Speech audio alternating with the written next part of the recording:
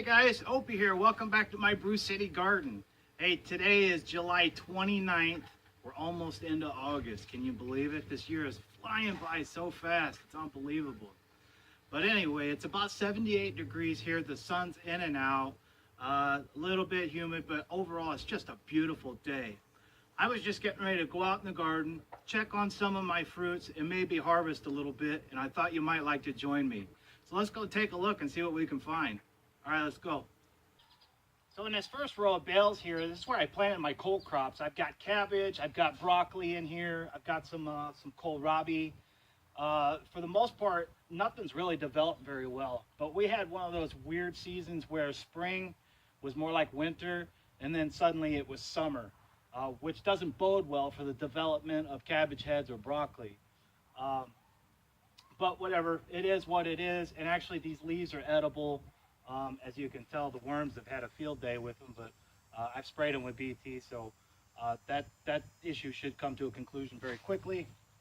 Otherwise, it looks great, and this will provide a nice little shade for my peas. When I go to plant my peas in here, it'll help shade them out a little bit from the hot summer sun through August, and into September, the peas should start climbing the vines here. And these will start to wither back, or I'll cut them back. We'll eat the leaves, which are perfectly edible and tasty. And I think this will work out just fine. Even though I might not get a crop of broccoli or cabbage per se, we can still eat the leaves. It's a nice cover for my peas. So I'm going to leave them here. It works out great.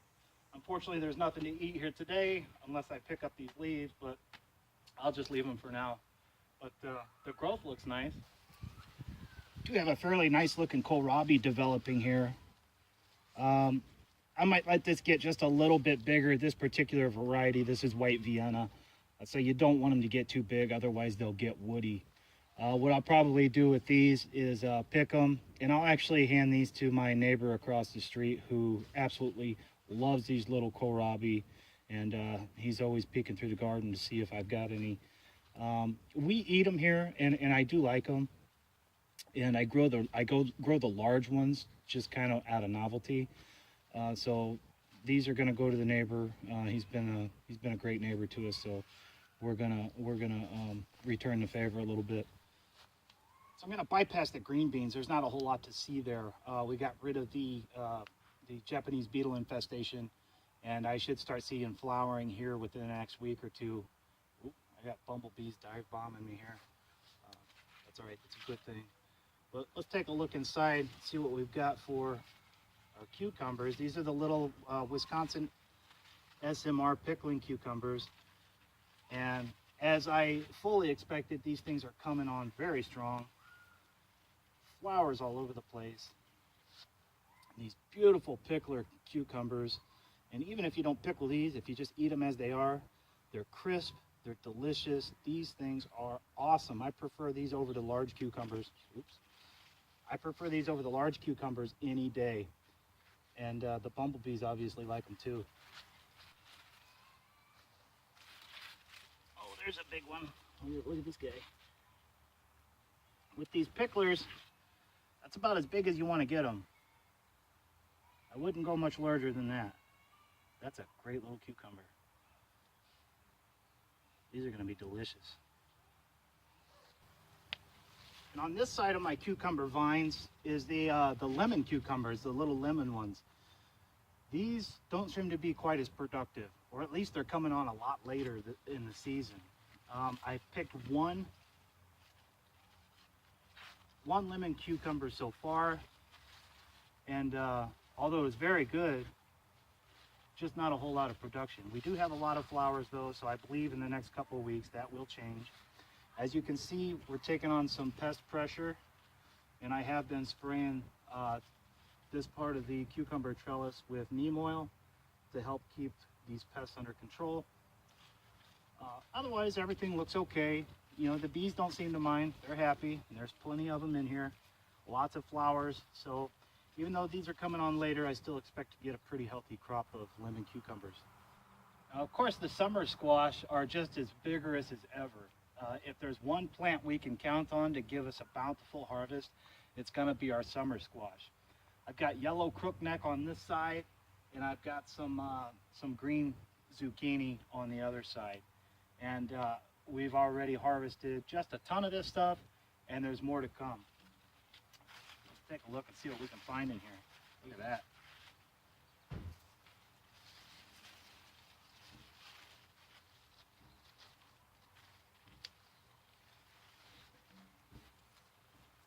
Now these smaller squash, I know sometimes you see people, they let them get huge, right? These smaller ones are far more tender and a lot tastier, really good steamed. You can even eat these fresh and they're just delicious.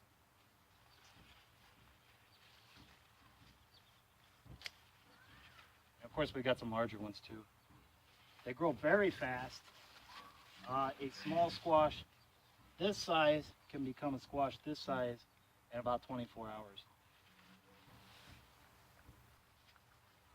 Another beautiful squash. Oops.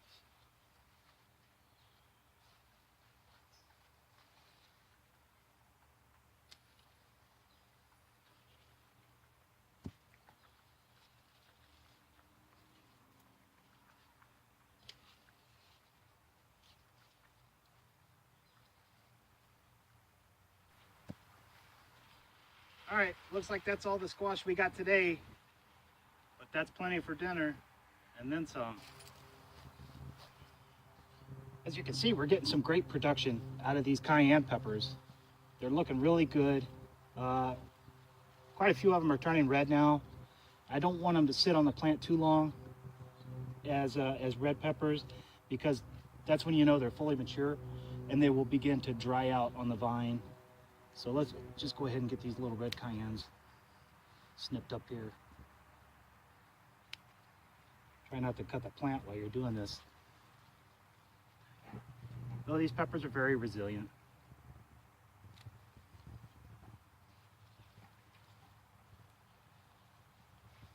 And just as a side note, you can harvest the green peppers. Peppers are a wonderful plant or a wonderful fruit where no matter what size the pepper is, it's edible. So even if it's green, it might not quite have the sweetness or the flavor it would have if it were fully ripe. They're still very delicious and very much edible. So you can take your peppers anytime you want. I'm hoping I get enough of these that I can blend these up and ferment them into a nice, tasty hot sauce. Now, if you notice, this plant just kind of fell over in this bale. It was just more weight for it. The bale's kind of breaking down a little bit, and the plant just kind of toppled over. The root system is still very much intact, and really there's nothing to worry about here. It's just growing sideways now, and you'll notice shoots start to form up off the stem, and they'll grow upwards. That's just going to mean more production towards the end of the season. So, it's not a big deal. That's something you really don't have to worry about. You don't have to go and stake it and prop it up and all that. If it's not hurting anything, just leave it be. It's fine. So you want to talk about production. Look at these jalapenos. My goodness. I mean, there's dozens of them. Literally dozens of them. I'm not going to harvest any of these today. I don't really have any use for them right now. And I tend to wait for these to mature a little bit more. And what I'm looking for is some linear, it almost looks like cracking, like the outside's got little white lines in it and it looks like it's starting to crack. That's really the optimal time to take your jalapenos. But like I said before, you can take a pepper anytime you want, and these are going to be delicious. If I took them right now and made a pan of poppers with them or something, oh, they'd be wonderful. But I'm just not ready to use them right now, so I'm not going to harvest any. We'll leave them here. These things look great.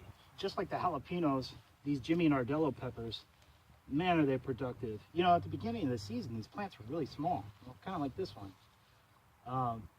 But they really caught up, or most of them did, and just started pumping out peppers. I mean, I harvested like 2 big handfuls of these the other night, and we put them in a dish. And just look at them. I mean, tons of them. That's incredible. And these things are so good. Let these get about half red or fully red, and they are just the sweetest pepper. They look mean, oh man, but they are delicious. I'm not going to harvest any of these today either. I'm going to let these go a little bit longer. As far as the bell peppers, I've already taken a bunch of these, but as we can see, we got plenty more flowers, more fruits developing. So we'll get lots more bell peppers too as the season goes on. It looks like the acorn squash is developing very well. Look at the color on those leaves. Have you ever seen anything so vibrant? That's the deepest green I've ever seen. These things look wonderful. There's some plants behind you over here, some more acorn squash. They've got flowers on them already. So I would expect we'll get a pretty decent harvest out of these this year. Kind of looking forward to that. As you can see, we're starting to get some cherry tomatoes. That's the little sun gold cherry, and these things are just incredible. But as far as the larger tomatoes, I don't have any ripening yet. But it's coming, and when we get them, they start ripening, they're going to come on full force. I'm looking forward to it. Well, the chard's coming in nice and thick. It looks really good. Getting rid of those caterpillars that have been eating the leaves up. But even so, it's not even been a huge deal. As thick as this stuff is growing in, because I planted it very thick, we could just go in and pluck a few leaves here and there, and pretty much for every meal, and we'll never notice it was gone. It'll fill right back in. So chard looks good.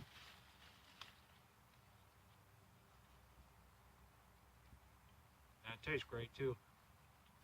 Still no eggplants.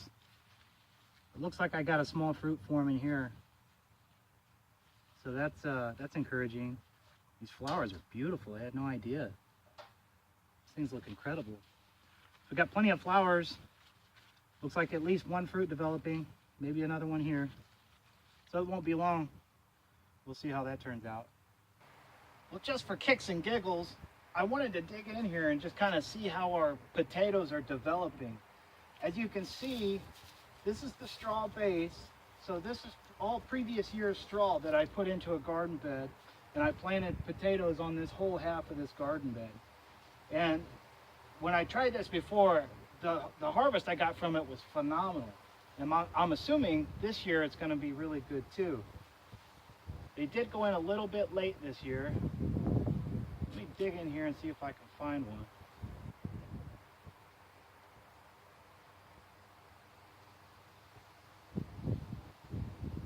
I think I got a couple of them. Not very big yet. So these are the red Norland potatoes, and they're starting to develop. I've still got at least 6 or 7 weeks until frost, so I would imagine that's going to be plenty of time for these things to grow fairly large. So we've got potatoes. It's looking pretty good so far. Let's see what happens at the end of the season. I like it. So as you can see here, I got plenty of tomatoes to come this season. Everything is still green as of right now, but we're gonna have one hell of a harvest when it comes time. Last but not least, I need to get some of this Genovese basil cut and get it in the dehydrator. It's always nice to have some fresh basil and some dehydrated basil on hand for the winter time. This stuff looks pretty good. It's really easy to grow. So nothing special, but it's nice to have. The bees love it too when it flowers. All right, guys, thanks again for joining me here at the Brew City Garden today for our little walk around. We're just checking out the fruits and did a little bit of harvest. Didn't do too bad. We got some squash today, some red cayenne peppers, nice and spicy those things are. These beautiful pickling cucumbers, which are great to eat fresh as well. And of course, the gardener's spoil, a couple of new potatoes. Those will go on my dinner plate tonight. Sorry, kids. Hey, don't forget to check me out on Facebook. You can find me on Facebook at Brew City Garden. And we did start up our new Straw Bale Gardeners group that's associated with the channel, and it's called the Global Straw Bale Gardeners Collective. And what I'm trying to do is get people all across the world involved in straw bale gardening and to share their experiences, their gardens, and their knowledge. And if you want to learn how to grow a straw bale garden, that's going to be the place to go. So join us with the community and help us build this thing up and help make a better garden for everybody. All right, guys. Hey, if you like this, give me a big thumbs up. And if you're new here, make sure you hit that subscribe button down there and share this with a friend. It's going to help me out a lot. All right, guys. It's starting to rain, so I guess it's time to get out of here. We'll see you.